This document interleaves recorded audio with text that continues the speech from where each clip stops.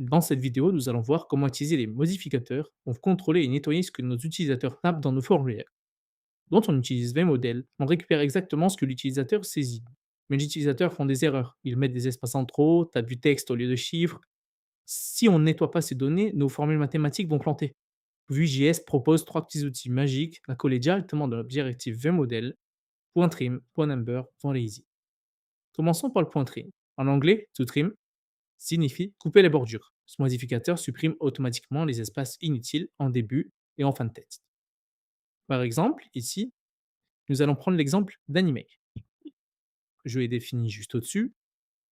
On va commencer par un label que l'on va nommer email, donc deux points. Ensuite, nous allons faire un input de type texte, levé modèle, comme dans le précédent chapitre. Mais cette fois-ci, dans ce cas-là, on va mettre .trim égale email. Vérifions ce que ça donne. Une fois sur cette page, on peut se rendre compte que grâce à .trim, lorsque l'on écrit email, un email par exemple, si on met des espaces après et qu'on valide, ils vont être supprimés. Si on en met avant, lors de la validation, ils vont être également supprimés. En effet, Vue.js les supprime et les ignore complètement dans la version finale. Votre base de données, grâce à ça, vous dira merci. Passons au plus important pour les développeurs. Le cache classique en JavaScript, c'est que par défaut, tout ce qui sort d'un input HTML est considéré comme du texte, même avec type number.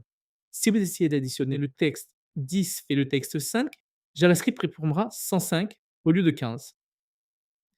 On va donc voir comment faire en Vue.js pour éviter ce cas-ci. On va venir définir un âge et ensuite, la veine cette fois-ci sera votre âge, le type number et ici ce ne sera pas trim, mais bien number. Et au lieu d'email, on doit venir rentrer âge. Hop. Grâce au member, Vue force la conversion.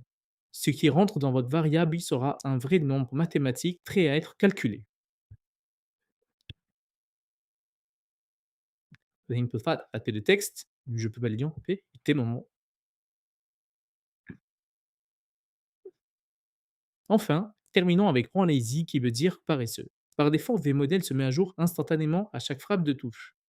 Avec .lazy, la variable se met à jour que lorsque l'utilisateur validera son champ, en cliquant en dehors ou en appuyant sur Entrée.